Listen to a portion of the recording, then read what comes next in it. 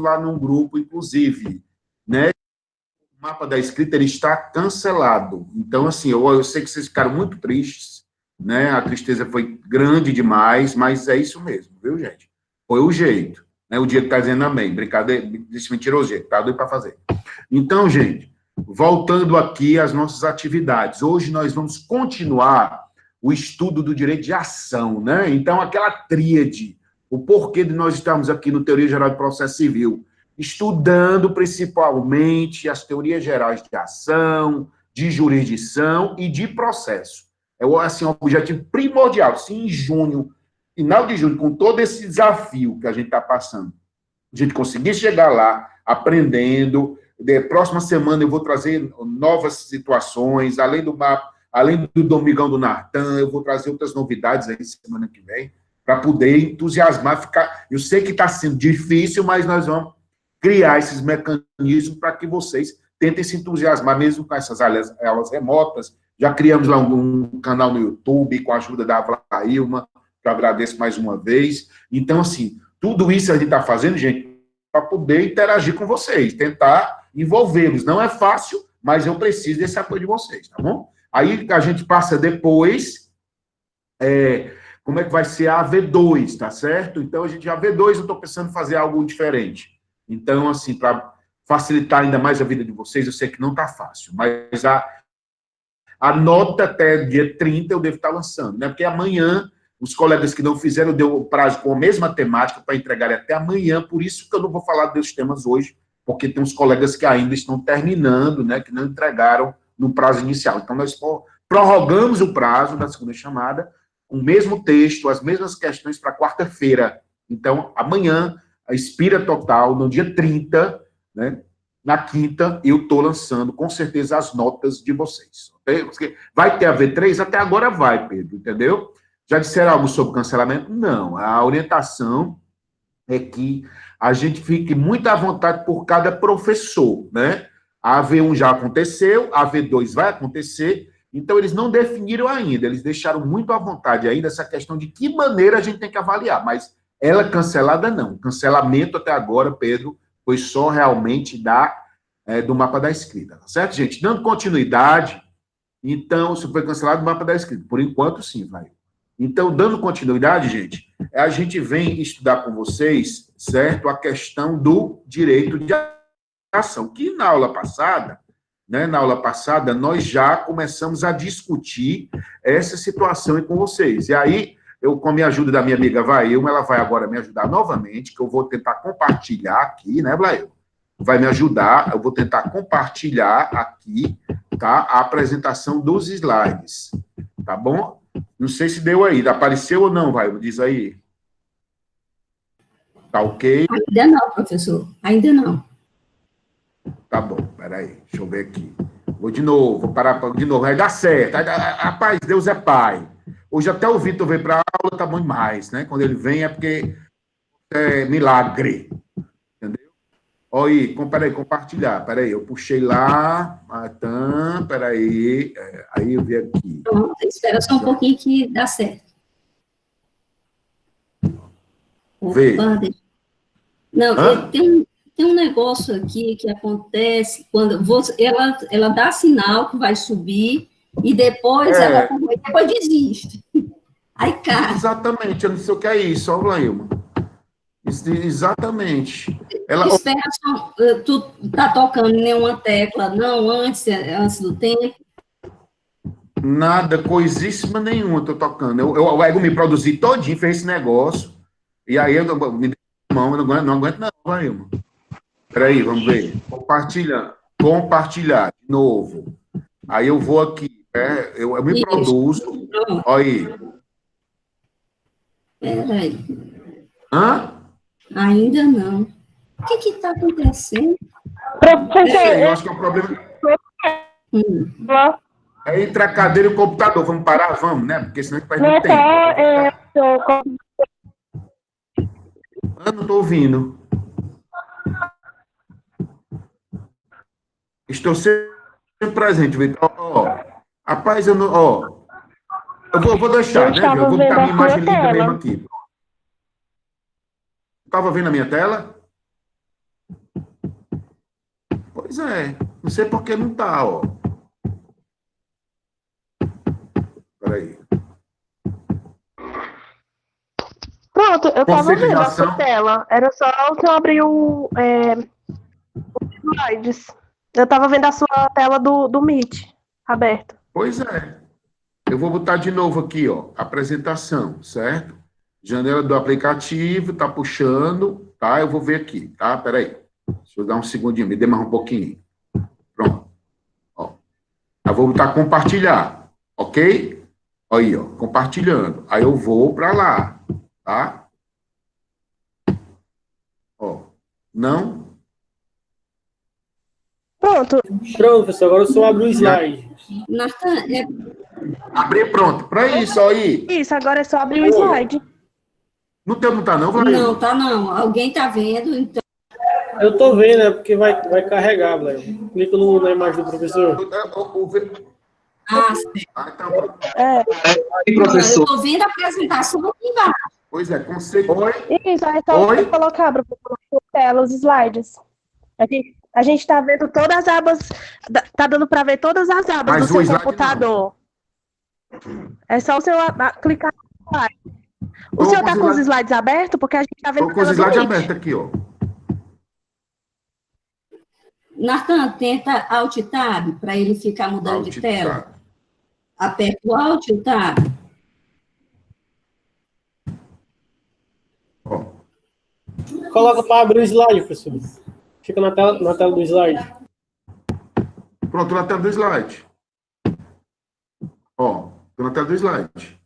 Aí, Pronto, já achei onde é que tá o erro. Tem uma Olha. caixinha que tá com um pontinho vermelho, libera ela em cima, do lado direito. Em cima, canto em cima, superior, do lado direito. Tem uma telazinha que tá do lado da câmera, do lado tem acho que tem uma fotozinha do slide e um negocinho vermelho. do lado da câmera.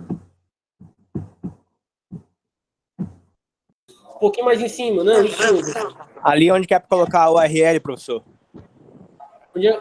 Em cima Onde ali, ó. é, mano? A URL, onde bota o site. Aqui. Na barra Aqui, de endereço, onde a gente digita o Um site. pouquinho mais em cima, pessoal. Lá em cima, canto superior, do lado direito. Tem um quadrado cinza e um vermelho. Do lado direito, pessoal. Do lado direito. Do lado Lado direito. direito. Você quer mostrar a lei? Aqui. Não, aí você vai cair. Não, quero botar o slide. Pronto, tá nessa caixinha do lado vermelho. Que tá um negocinho vermelho em cima, do lado do filmadora, da câmera filmadora. Não, do lado direito. Não, aí você vai sair. Tem a lupa, Deixa. tem a estrela. Tá bom, eu vou deixar assim mesmo. Bora, eu me agoniei. Bora, deixa. Depois vocês me ensinam. Eu acho que a culpa é da Camila, não é? Não, a culpa é minha mesmo. Peraí, eu vou treinar, mas amanhã, terça-feira, dá certo. Eu treinei, foi muito hoje, rapaz, deu certo. Vamos para frente, senão eu me agonei. Bora. Ó, deixa eu dizer uma coisa. Eu vou escrevendo aqui mesmo, que eu vou falar. Ó, hoje, gente, nós vamos continuar a questão do estudo do direito de ação, né? Como eu falei. Na aula passada, nós estudamos com vocês os elementos da ação. Vocês lembram que a gente falou lá no artigo 300, eu vou colocando aqui no chat, tá bom? Por enquanto. Não estou aprendendo, essa parte eu já treinei, não deu, aí dá certo. Artigo 319 do Código de Processo Civil.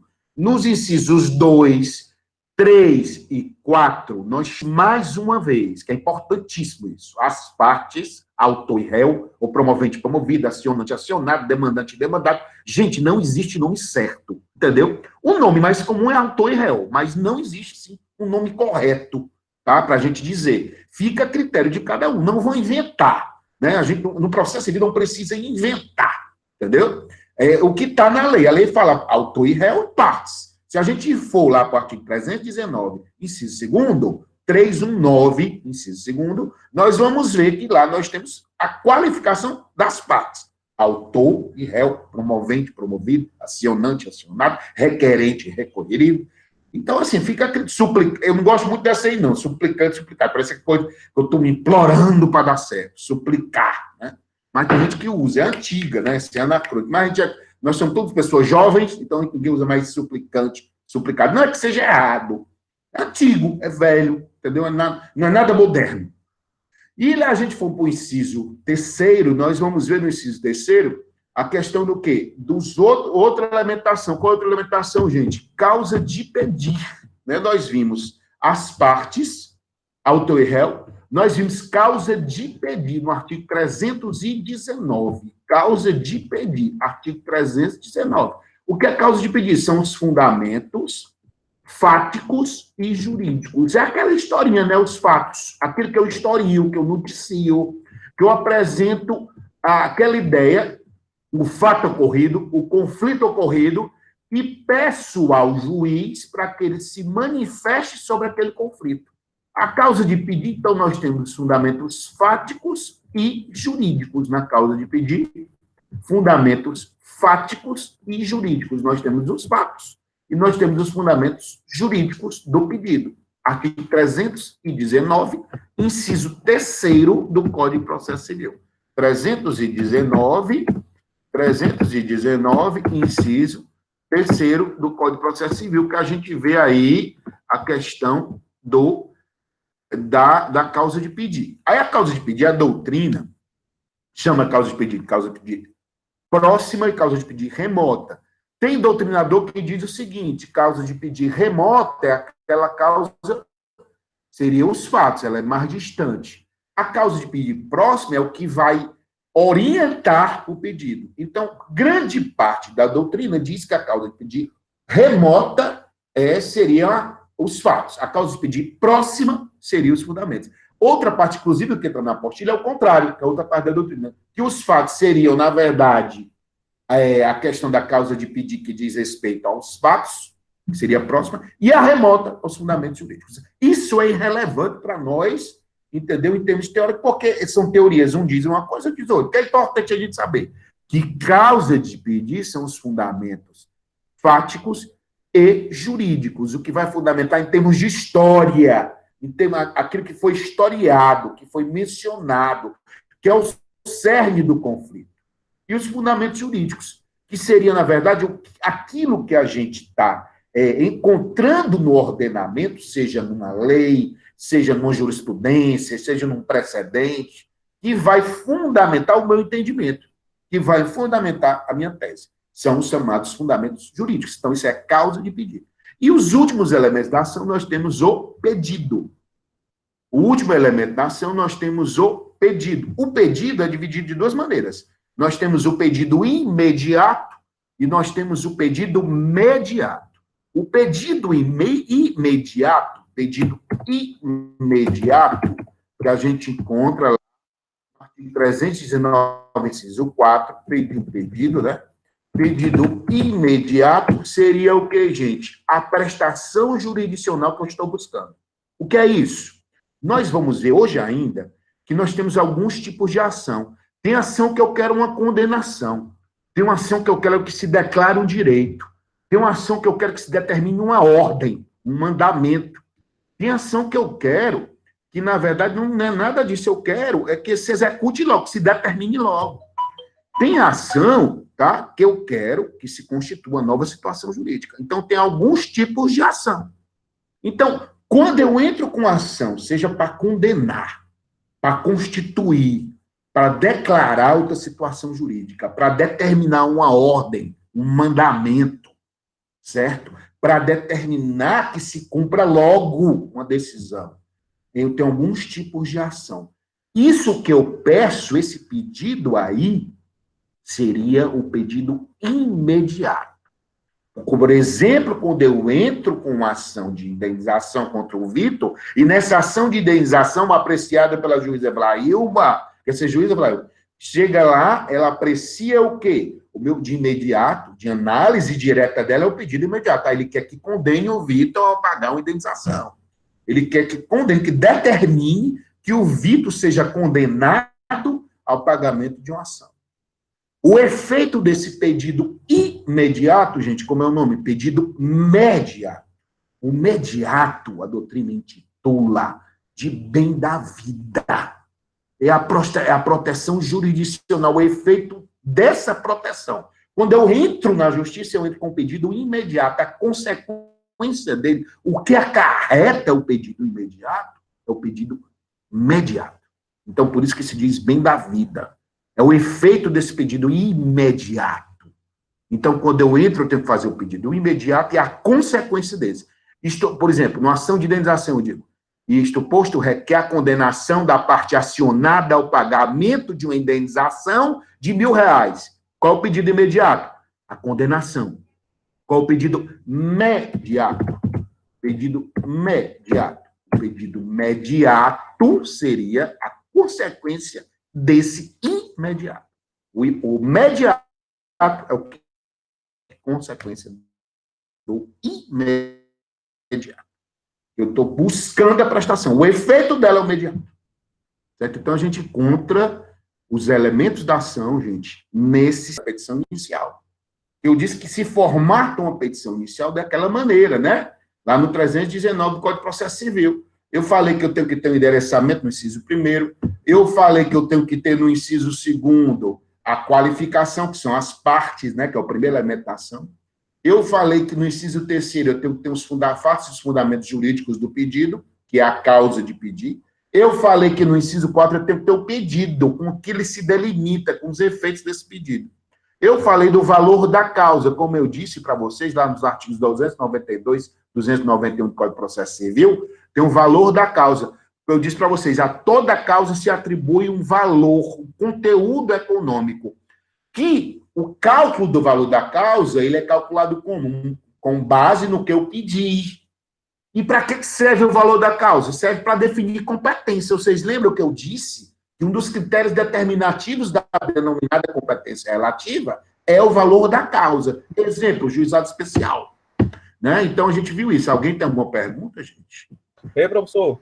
Professor. Diga aí. Eu ouvi alguém pedir muito. Por favor, a questão do... Claro, meu querido. Na hora, aqui a gente já pede 300 vezes. Até meia-noite é tempo, né? Deixa eu dizer. Obrigado, em casa, eu tô tão gordo nessa imagem, cara. Ave Maria. Vamos para frente. Ó, causa de pedir, né? Você entendeu? E pedido? Pedido é o que eu quero. Quando eu busco a jurisdição, doutor Vitor, eu estou pedindo. Eu vou para pedir algo, certo? Então, quando eu elaboro a petição inicial, eu vou para pedir algo, para requerer um direito, uma prestação jurisdicional. Olha o Enzo, é lindo de qualquer jeito, meu bicho mentiroso. Então, assim, só os homens que me acham de diabo é isso, hein? Isso aí não, viu, gente? É um negócio complicado, né? Mas vamos para frente. Então, pedido imediato, Vitor, seria o quê? Essa tutela jurisdicional direta, essa prestação jurisdicional. Quais? Nós vamos ver que eu tenho alguns tipos de ação. Eu tenho uma ação que eu quero uma condenação. Eu tenho uma ação que eu quero que se declare uma situação jurídica. Eu tenho uma ação que eu quero que se mande uma ordem para um órgão público. Por exemplo, a ação de mandado de segurança. Gente, não é mandato, viu? Não. Lembrem logo, é mandado. Vem de ordem, de mandar. Quando eu quero, é igual a Camila lá com o Tassiano. É mandado de segurança, certo? E é uma ordem. Então, o que é que eu quero no mandado de segurança, doutor Vitor? Uma ordem. Para quê? Para que a pessoa, por exemplo, continue nas fases do concurso, para que o Estado determine que ela seja nomeada, né? Então, o efeito desse pedido imediato é o bem da vida. É aquela proteção propriamente dita. Entendeu? Se eu peço a condenação, por exemplo, do Vitor, a uma indenização, o meu pedido imediato é a condenação. Eu quero que o Estado condene. Estado, mas tu vai condenar para quê? Condeno para o pagamento de um valor tal. Condeno para o pagamento de um valor X. Então, essa condenação seria o quê? O pedido imediato. Né? O imediato, Vitor, é aquele que eu estou diretamente, eu estou ali por isso. Eu estou ali porque eu quero que o Estado condene alguma coisa. E o imediato é o efeito desse pedido imediato, é a consequência do imediato, é o imediato. Deu para entender, Vitor? Vai passar? Deu, Natan, obrigado, hein? Ok, cara. Não, meu irmão, a gente repete 500 vezes. Gente, isso aí a gente viu sobre os elementos da ação. Mas tem um detalhe, tá? Além dos elementos da ação, nós temos as denominadas condições da ação. Lá no artigo 17 do Código de Processo Civil, artigo 17 do Código de Processo Civil, diz o seguinte, ó, para postular em juízo, é necessário ter interesse e legitimidade. E legitimidade, artigo 17 do Código de Processo Civil, gente. Certo? Tá travando de novo? Tá travando? Tá travando? A Mariana tá dizendo que tá travando. Tá travando um pouquinho, pessoal. Acho que é a internet. E hoje eu mudei.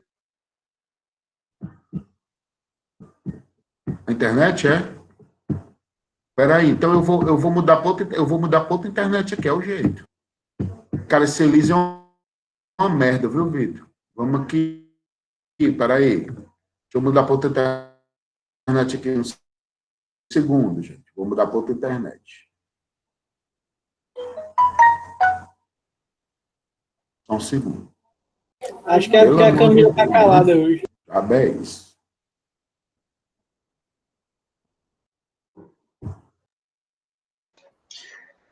Com tanto roteador desse jeito, professor. Alô? Alô? Ok?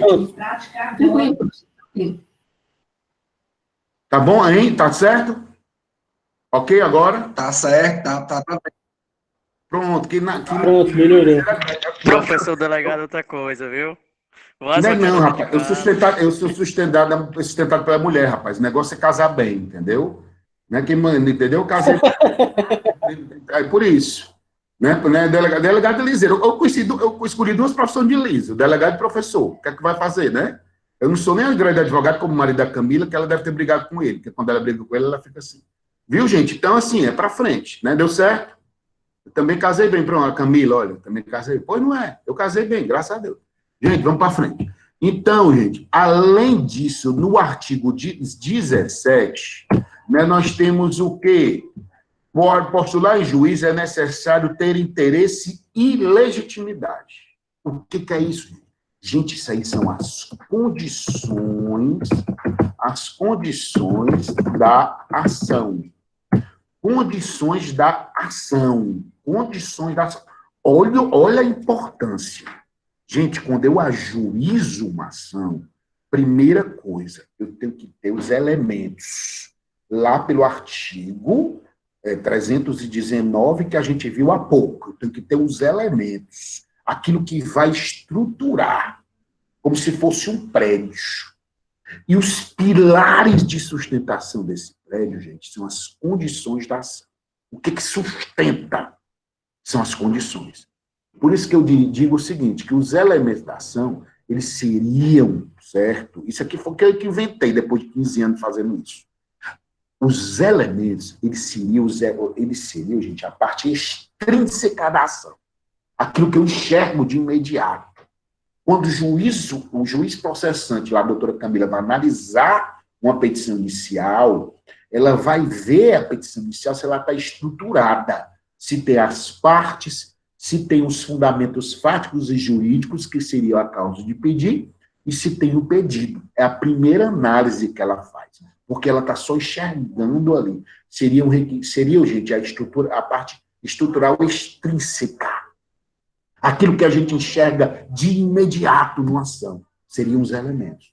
Mas não basta só isso.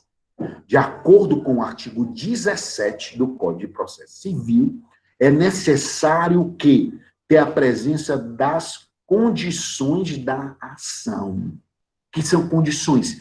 Isso aí são estruturas, gente. É aquilo que vai desencadear o movimento da ação.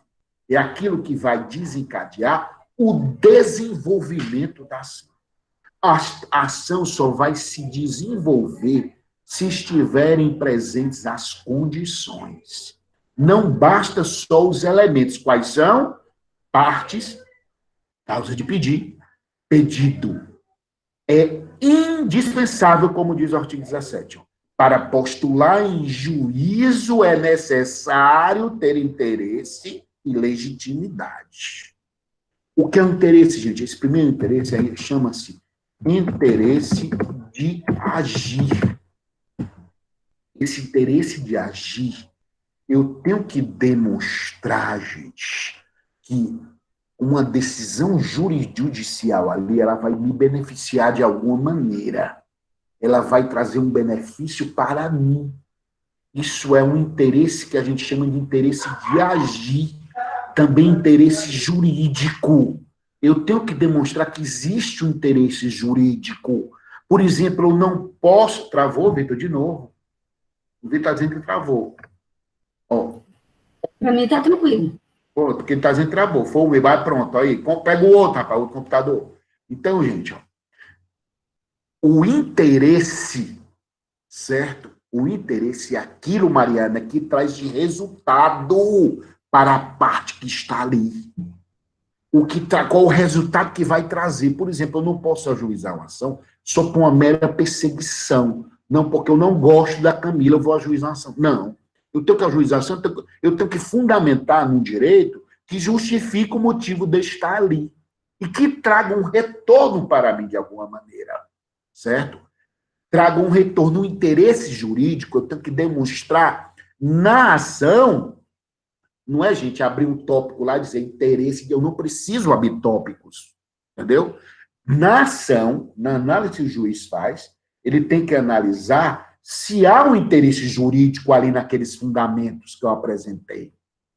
O interesse jurídico seria, a gente poderia dizer, gente, que seria o desenvolvimento da causa de pedir. O que justifica a causa de pedir é o interesse jurídico. Eu não posso ter só um interesse econômico. Eu não posso ter só um interesse social. Eu tenho que demonstrar um interesse que traga um resultado para mim enquanto parte autora, que traga um resultado para mim enquanto parte acionada. Porque entendam, os elementos da ação e as condições, a gente encontra na petição inicial e encontra na contestação também, entendeu? Que é o outro lado. É o outro lado da moeda. Eu tenho a tese da ação e a antítese da contestação. Eu encontro na tese e na antítese, a parte contrária. Então, o interesse, eu tenho que demonstrar, nesse momento, nos fundamentos, que vai trazer um benefício para mim. Quando eu trago os fundamentos jurídicos, eu trago os fundamentos fáticos, eu trago a causa de pedir e transformo esse pedido, essa transformação se chama interesse jurídico ou interesse de agir. O interesse de agir, de buscar aquele direito em juízo, de buscar aquele direito na jurisdição, é o interesse de agir. Aí eu tenho a outra condição de ação, gente, eu chamo de legitimidade. Além de ter esse interesse, esse resultado, eu tenho que demonstrar que eu sou uma parte legítima para agir. Legitimidade é a parte que está legitimada pela lei para estar ali e buscar os direitos em juízo.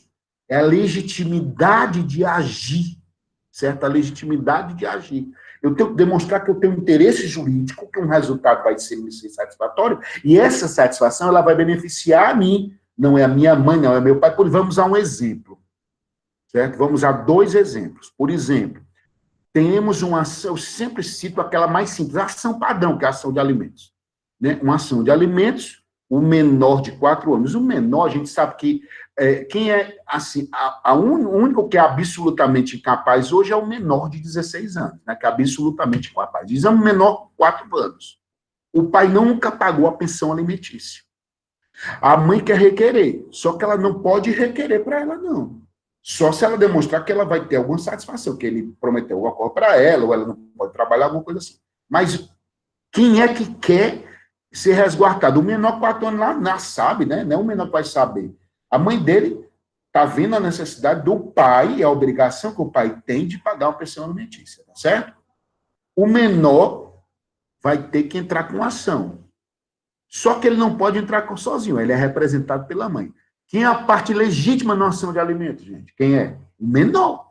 Por quê? O interesse jurídico é dele. Que interesse jurídico? Na medida em que, se ganhar a ação, quem vai receber a pensão alimentícia, quem é? O menor. Né? Se ele ganhar a ação, quem vai receber a pensão alimentícia, quem é? O menor. Então, por que o menor é parte legítima? Porque ele tem todo o direito de ir lá e buscar em juízo um direito que a pensão alimentícia é dele. A pensão alimentícia pertence a ele. A mãe só vai para representá-lo. O direito não é dela, não. O direito é dele. Então, a legitimidade é quando a parte ela vai, é a parte que vai ser o efeito do interesse jurídico é para aquela parte. Então, isso é a legitimidade de agir. Então, eu tenho como elementos da ação partes, causa de pedir e pedido. E como condições da ação, interesse e legitimidade, de acordo com o artigo 17. Gente, com algo que é muito... algo que é muito claro. Gente, nós vimos e explicamos para vocês, ainda nas aulas presenciais, que a gente tinha o direito material e nós tínhamos o direito processual. Inclusive, eu resolvi a questão desse domingo, no terceiro domingão do Nartan, né? Quem estava presente viu lá. Olha a situação. Eu tenho hoje que o direito material, ele independe do direito processual. O direito processual, ele serve para garantir o direito material. O que é o direito material? É o próprio bem da vida que é resguardada. Exemplos de direito que tratam de direito material: direito civil, direito constitucional, direito penal. Eles tratam da matéria, do conteúdo, da controvérsia, dos direitos. É o direito material. Só que eles precisavam de outro ramo jurídico para o que? Estudassem o processo. Ou seja, o que eu disse que era um processo? São atos que o processo são soma de atos que viabilizam direitos. Processos são soma de atos que eu viabilizo direito, que a gente fez até aquela analogia aqui de um trem, né? Nós temos a locomotiva, nós temos o trem completo, certo? Que seria o quê? O processo. Cada locomotiva, cada vagão daquele ali seria o quê? Atos processuais. E o trilho seriam os procedimentos. Vocês entenderam? Processo seria o quê? Todo trem, o trem completo se chama processo. Cada vagão seria atos processuais. Né? Cada ato somado, concatenado, forma o processo, que é o trem. E o trilho, procedimento. Quando a gente tem um direito processual, nós estamos estudando o quê? Todo esse contexto. O trem, que tem vagões que eles seguem um trilho. A gente está estudando isso no direito processual. Na busca de quê, gente? De um direito. Só que eles são independentes. Entendeu? O direito processual, ele independe do direito material. Para eu entrar com a ação, gente, não necessariamente eu tenho que ter o direito. Não necessariamente. Eu tenho que só demonstrar que eu sou parte, que eu tenho fundamento para isso e que eu posso pedir. Ou seja, os elementos da ação. Além disso, eu tenho que demonstrar que se o direito for reconhecido, eu vou ter o quê? Interesse. E esse reconhecimento, ele vai me beneficiar de alguma maneira. Como é o nome disso? Legitimidade. Então, nós vimos aí os elementos e as condições de ação. No entanto, meus amigos, nem sempre foi assim, certo? Teve algum momento na história do processo civil que havia uma vinculação. Vocês acreditam? Lá no começo, quando se começou a estudar processo, vocês lembram que a gente fez toda aquela evolução, aqueles degraus, aquela escada, até chegar onde o momento que nós estamos hoje, que ainda predomina a jurisdição, que é o poder que o Estado tem, né, de aplicar o direito ao caso concreto. Então, para chegar lá, nós seguimos o caminho, não foi? Evolução. E a gente, Oi, alguém tem pergunta? Alguém pediu o microfone? Então, vamos lá. Para hoje a gente chegar lá no jurisdição, a gente precisa de quê, gente? De um processo. Por isso que se diz, sabe, Enzo, que processo, Glaima, ele é um instrumento de jurisdição, tá entendendo, Camila? Ele é um instrumento de jurisdição. O processo, ele serve para instrumentalizar a jurisdição. Ele serve para isso, processo. Tá? Ele serve para é um instrumento de jurisdição, o processo. Então, voltando. O direito material é o direito que eu quero mesmo, não é não? Direito civil, direito penal, direito constitucional, direito eleitoral, direito administrativo, é o direito material, que fala da matéria, do direito propriamente dito. Para fazer valer o direito material, eu preciso de quê, gente? De um direito processual. o processo entra aí. Eu preciso do direito processual. Só que, um detalhe, hoje eles são independentes e autônomos. Para eu entrar com o direito, para eu instaurar um processo, deflagrar o direito de ação, o direito subjetivo de ação, eu não preciso ter o direito. Eu preciso demonstrar que eu tenho os elementos que podem chegar ao direito. Né? São independentes, não sei se está ficando claro.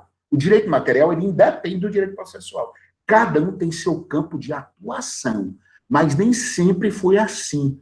No dado momento da história do direito processual, havia uma vinculação. O direito processual, ele dependia do direito material. É tanto que os autores mais clássicos usam a terminologia chamando a lei processual de lei adjetiva civil. Lei adjetiva civil. Por que essa terminologia, gente, da adjetiva civil? Por quê? Porque é como se o processo, gente, ele só desse uma qualificação. Como tivesse o substantivo, aí chamava o civil de lei, direito civil, chamava o direito material, ele chamava de lei substantiva. Nós tínhamos o substantivo, seria a essência, o conteúdo propriamente dito. E a gente teria algo que lhe desse uma qualidade. É como se a lei adjetiva ela não tivesse importância. A lei processual ela não tivesse importância nenhuma, entendeu? Porque ela estava ali só para adjetivar, só para dar uma qualificação, para dar uma qualidade. Por isso que se chama lei substantiva, os mais clássicos, né? Lei substantiva é o direito material. E lei adjetiva é o direito, o quê? Processual, o formal, que trata na forma. Só que hoje não é assim, gente. Eles independem. Por quê? Aí nós vamos fazer um estudo agora com vocês do que a gente chama de teorias da ação. Isso tem lá na apostila, teorias da ação. Tem na apostila e tem também lá nos slides que estão no Uniformline. Que todos esses slides, gente, eles estão lá no Uniformline, viu? Eles estão lá. Então, tem tanto no slide quanto na apostila. Lei substantiva, viu, Karen? Substantiva, de substantivo. Lei adjetiva vem de adjetivo. Substantivo, né? Natan é inteligente. Olha aí, o cara abastado, né? Então, assim, é a mesma coisa. É como se a lei adjetiva, ela existisse só para dar uma qualidade. Ou seja, Karen, ela dependesse da lei substantiva. Hoje não é mais assim. Apesar de que, Karen, tu ainda vai encontrar muita gente que não sabe o porquê, aí fica copiando, né, o que o doutrinador diz, e bota, olha, a lei substantiva civil. Lei substantiva civil é o direito civil. Lei adjetiva civil seria o processo civil, entendeu? Por esses autores mais clássicos. Hoje não se usa mais isso. Porque, cara, eles são independentes, por força de uma teoria que predomina no nosso ordenamento. Mas nem sempre predominou, certo? Lá no começo, gente, se discutia na chamada teoria imanentista.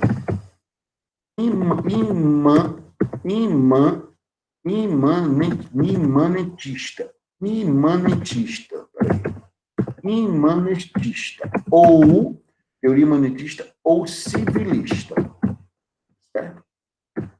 Teoria imanentista ou civilista. O que é que diz essa teoria, gente? Que o direito processual era imanente ao direito material. Então, o processo só existia como dependente do direito material. O que era isso? Para existir o direito processual, por essa teoria imanentista ou civilista, eu tinha que deixar claro que eu tinha o direito mesmo. Eu só podia entrar com ação nessa época se eu deixasse claro que eu realmente tinha que ganhar ação, o direito existia. Ou seja, o direito processual ele é imanente, ele é dependente do direito material. Só existia processo se eu deixasse claro que eu ia ganhar ação. Olha que loucura, entendeu? Não se via de nada praticamente o processo, né? Porque ele dependia do outro. Então, o direito processual ele era dependente. Então, só existiria se efetivamente tivesse o direito provado. Claro, o processo ele não se viria como é hoje. Para que serve o processo? Para apresentar minhas provas. eu entro com a ação, mas eu não preciso deixar claro lá na inicial que eu vou ganhar a ação. Por essa teoria imanentista ou civilista, eu tinha que provar que eu iria ganhar a ação. Eu só entrava com o processo se eu deixasse claro que eu ia ganhar. Então, se tivesse o risco de perder, eu não podia entrar. Então, era a teoria imanentista ou civilista, lá do direito romano, né? Quando se começou o estudo do direito processual. Então, ela é muito antiga, certo? Então, na verdade, é uma teoria que não se aplica mais em lugar nenhum. Aí nós vamos para uma evolução, certo? Depois surgiu a teoria da ação autônoma e concreta. Ação autônoma, certo? Autônoma e concreta. Teoria da ação autônoma e concreta. Teoria da ação autônoma e concreta. Tem tudo lá na apostila e tem... Já ia dizer, professor, tem na apostila isso aí que você está falando. Pois é, exatamente. E tem lá no slide. O slide também, o slide 6, viu? Tá lá, tem isso aí. Ação autônoma e concreta. Como é... Gente, já começou a ter uma evolução. Qual era a ideia dessa teoria? Porque o Narco não está falando, porque caiu em concurso já isso. Caiu muito. Né? Então, por isso que eu estou falando. Teoria da ação autônoma e concreta. O que é que se diz? Na teoria da ação autônoma, já nasce a ideia de que, olha, a ação ela não depende, ela não pode depender do direito. O direito processual, ele não pode totalmente depender, certo, do direito material, não. Pode não. Aí, ou seja, já começa uma construção.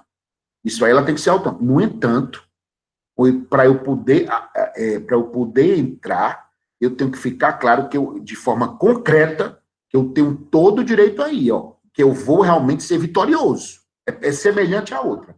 Na imanentista ou civilista havia uma dependência. Ele só nascia dependente do outro. Era totalmente ligado. Era totalmente vinculado. Era totalmente dependente. Nessa segunda teoria, é uma evolução. Já há um pseudo-inicial reconhecimento que a ação ela deve ser autônoma. No entanto, ainda nasce aquela questão de ser o quê? Concreto. A ação é autônoma, mas o direito tem que ser concreto. Eu só posso entrar se eu deixar claro realmente que o direito me pertence mesmo e que eu vou ser vitorioso. Ou seja, é semelhante à imanentista, mas há uma evolução no que tange, gente, ao direito de ação. O direito de ação ele passa a ser autônomo, ele passa a ter uma autonomia. Já começa a enxergar que ele pode começar a andar sozinho, mas ainda tem essa questão de eu não ter assim o direito de ação como é hoje, de eu ter o direito de provar ainda, né? Porque eu tenho o direito de provar, o juiz de início, ele já pode entender, olha, não tem direito não, o processo ele serve para provar. Nessa teoria da ação autônoma e concreta, não, ele não serviria para isso. A ação tinha autonomia, evidentemente, mas havia o quê? Eu tinha que mostrar a concretude do meu direito, certo? Então seria a segunda teoria. Tem uma teoria que houve uma discussão de Windchild, gente, isso aqui eu vou olhar porque, não é por nada não, porque eu não sei escrever direito, viu? Windchild e Mitter, olha aí, nem falar, né? Não sei falar porque é alemão, foram dois alemães, o Windchild, certo? Windchild e Mitter, certo? Essa teoria do Windchild e Mitter, eles passam a discutir, gente, como é que poderia haver houve uma discussão entre os dois e que no final saiu a seguinte conclusão, certo? A ação ela tem que ter natureza pública, certo? A ação tem que ter natureza pública. Ela é autônoma, mas ela tem que depender de uma interferência do Estado. O Estado, na condição de ser público, para ele garantir, certo, esse direito de ação, tem que garantir no aspecto do viés público, dar uma segurança. Então, essa discussão entre esses dois teóricos processualistas alemães de séculos atrás foi no sentido de quê? De dar uma ideia de que a ação é autônoma, certo? Ela é concreta, continua, mas só que o seguinte, depende de uma interferência do Estado. Obrigatoriamente, o Estado tem que intervir. Então, o aspecto público nessa teoria, vinda de Windchild e Mitter, ele é mais relevante, certo?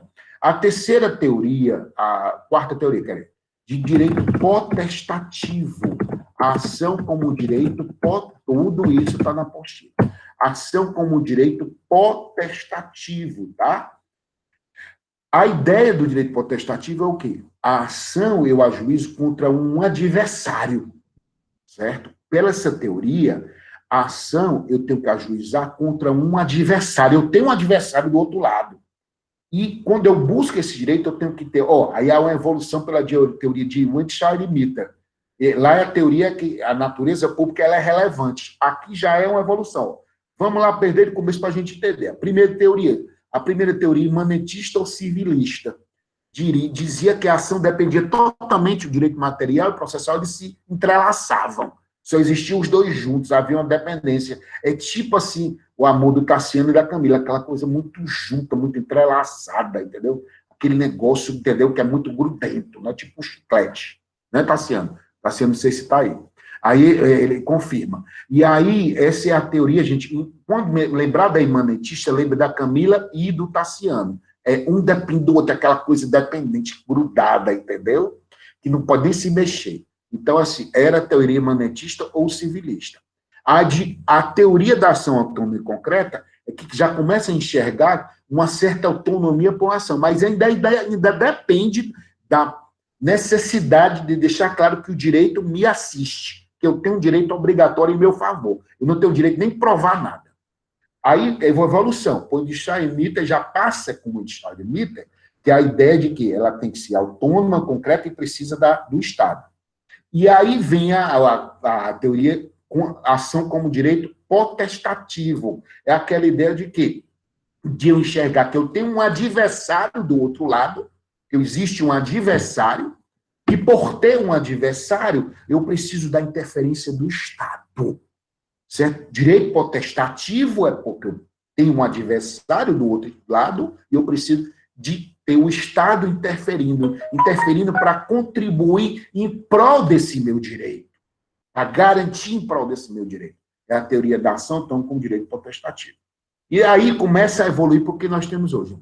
Teoria da ação como autônoma, da ação autônoma, que é autônoma, gente, e abstrata. Autônoma e abstrata. Ou seja, já começa a enxergar por essa teoria, gente, teoria da ação autônoma abstrata, o que nós estamos enxergando hoje no direito de ação, o que nós estamos hoje enxergando no processo.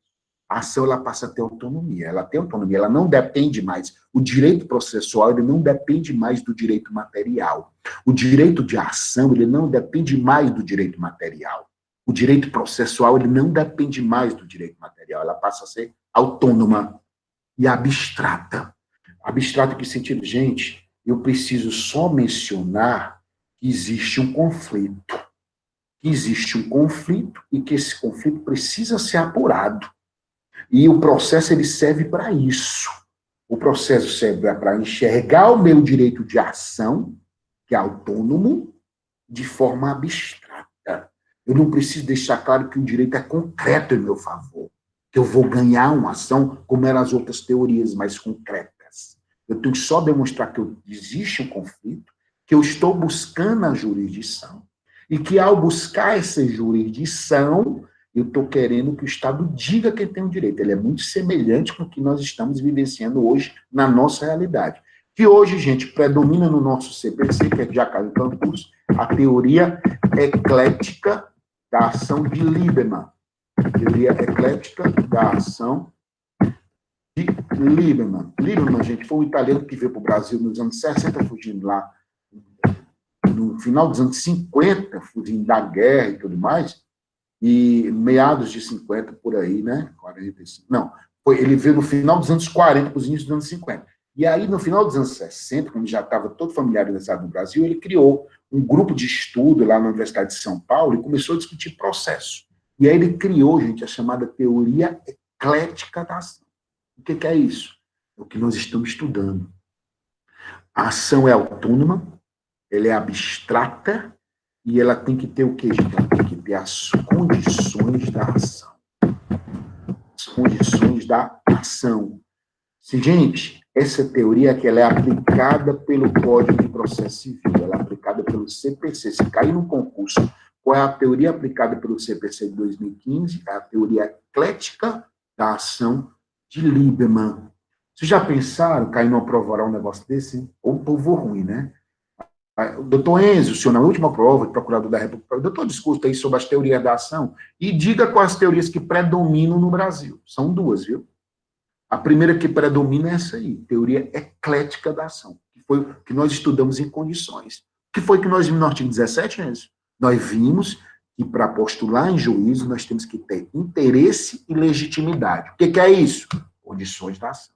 Então, para postular em juízo, eu tenho que demonstrar as condições da ação. Ou seja, o Código de Processo Civil, ele contempla, meus amigos, a teoria eclética de Lieberman, certo? Que essas condições da ação, elas têm que existir para eu postular em juízo. Não precisa ser nada de concreto, é abstrato. As provas no processo, elas servem para isso. Obrigado, viu, Enzo? Valeu. Então, o Enzo, fala que eu choro. Aí tem as provas servem para isso. As condições da ação é para isso, para postular em juízo. Eu tenho que demonstrar interesse e legitimidade. Eu tenho que ter os elementos para estruturar a ação. Mas para prosseguir essa ação, gente, eu tenho que ter as condições. É tanto que eu posso entender que os elementos da ação, gente, eles seriam aqueles requisitos extrínsecos, aquele que eu consigo enxergar.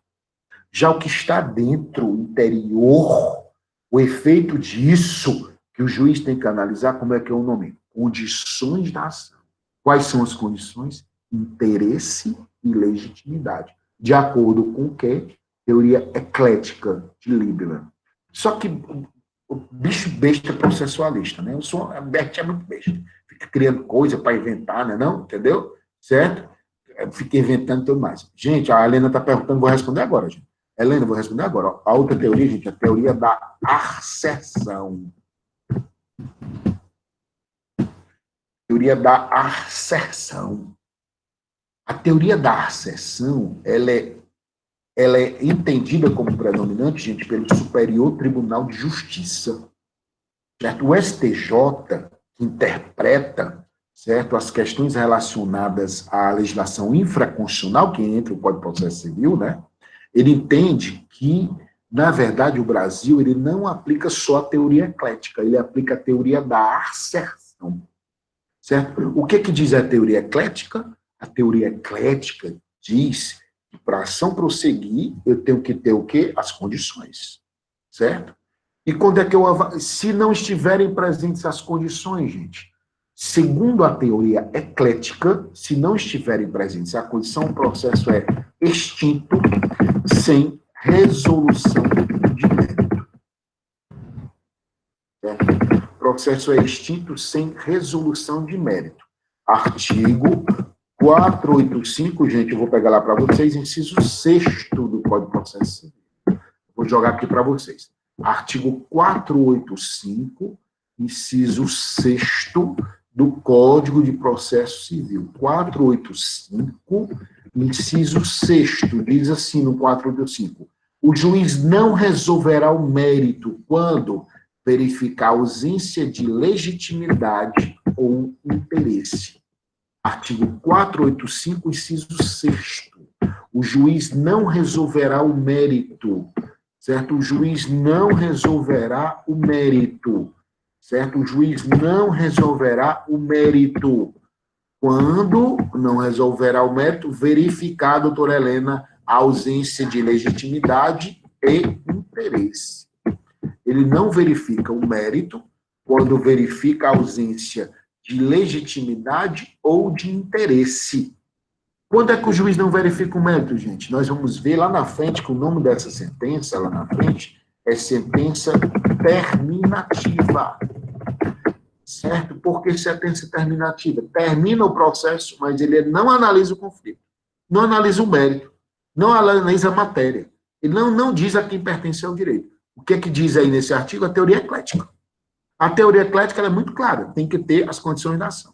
Se não tivesse condições da ação, o processo tem que ser extinto sem resolução de mérito. É como se não tivesse formado, ele não tivesse condição de se desenvolver, ele não tivesse condições a se desenvolver. Esse artigo, que estou dizendo aí, Priscila, é referente à teoria eclética, tá, Priscila?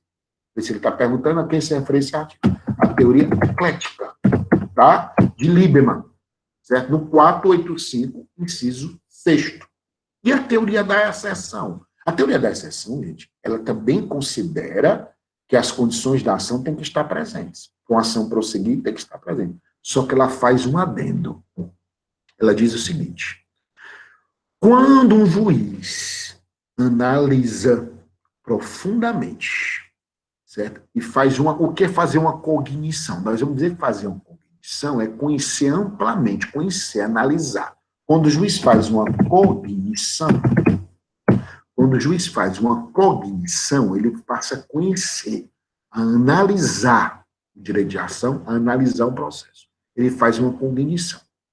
A teoria da exceção diz o seguinte: quando o juiz faz uma cognição sumária, ele extingue sim o processo em resolução de mérito.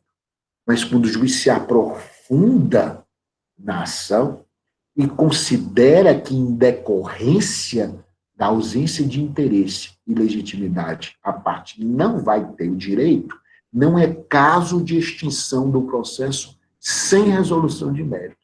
É caso de extinção do processo com resolução de mérito. Com resolução de mérito, que seria o artigo 487, inciso 1 do CPC. E aí é caso de rejeição do pedido. Voltando, gente. O que diz a teoria eclética, que contemplada pelo nosso Código de Processo Civil, desde o Código anterior? A teoria eclética foi que predominou, Lieberman, foi que predominou, gente, no Código de Processo Civil de 73. E continuou agora no Código de Processo Civil de 2015. Teoria eclética. Pelo artigo 17 e pelo artigo 485, inciso 6º. Tranquilo? Pelo Código de Processo Civil. No entanto, o STJ foi mais além. O STJ disse, não é só teoria eclética. Nós temos também que considerar a aplicação da teoria da asserção. O que é a teoria da asserção? A teoria da asserção, com 2 S e um cedilha, asserção, diz o seguinte: tem que ter as condições da ação mesmo. Mas tem que ter 2 aspectos. Quando o juiz sumariamente, numa cognição sumária, sem se aprofundar muito, certo? Ele analisa que não estão presentes as condições da ação, aí é beleza, é teoria eclética. Né? Porque a teoria eclética diz o seguinte, no 485, inciso 6º, diz que é caso de extinção do processo sem resolução de mérito, sem apreciar a matéria, sentença terminativa, quando não tem as condições. É como se não pudesse existir ação, como não se pudesse prosseguir, entendeu? Porque não tem condição, não pode prosseguir. Isso é a teoria eclética. No entanto, o STJ diz o seguinte, espera aí, quando o juiz processante, certo? Além de uma análise sumária, ele deixa que o processo corra. Mas lá na frente, quando ele sentencia, ele deixa claro que se aprofundou. Se aprofundou ao analisar o interesse, se aprofundou ao analisar a legitimidade. Quando há um aprofundamento na análise das condições, sai da aplicação da teoria eclética e passa a aplicar a teoria da asserção. Pela teoria da asserção, numa análise ampla da ausência das condições, não seria caso de extinção do processo sem resolução de mérito, lá do artigo 485, inciso 6. Seria caso do artigo 487, que eu citei, inciso 1º, 487, inciso 1º, que fala da rejeição do pedido. Então, seria caso de rejeição. E a rejeição do pedido é o processo, resolve-se o mérito da extinção do processo com resolução de mérito. Extinção do processo com resolução de mérito. Quando se resolve o mérito, entendeu?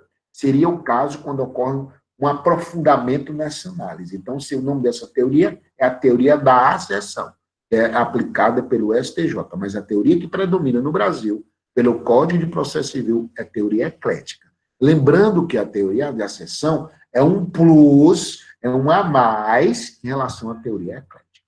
Então, hoje é muito claro que as condições da ação têm que estar presentes, ok, gente? De acordo com o artigo 485, inciso 6º, de acordo com o artigo 17 do Código de Processo Civil. Tá bom, gente? Então, nós vimos elementos, condições. É isso. Alguém tem alguma pergunta? Gente, boa noite. Eu vou já entrar no horário de CD, vou dar uma pausazinha, né, para descanso e tudo mais. Na quinta-feira a gente continua, tá bom? Professor, essas obras aí o senhor comprou lá no Museu da Unifor, foi? Excelência, é doação, entendeu? É doação. Não foi ato nem de corrupção ativa, nem de concussão, viu? Nem corrupção passiva. Nada. Coisíssima nenhuma, entendeu? Então, assim, foi. Tá bom, gente? É doação. Quem mandou o cara casar bem, né? Valeu, professor. Vão casar bem, propõe bons casamentos. Ó, deixa eu dizer uma coisa para vocês, gente. Boa noite. Não, essas teorias, gente, elas caem muito em concurso. Entendeu? E é para derrubar.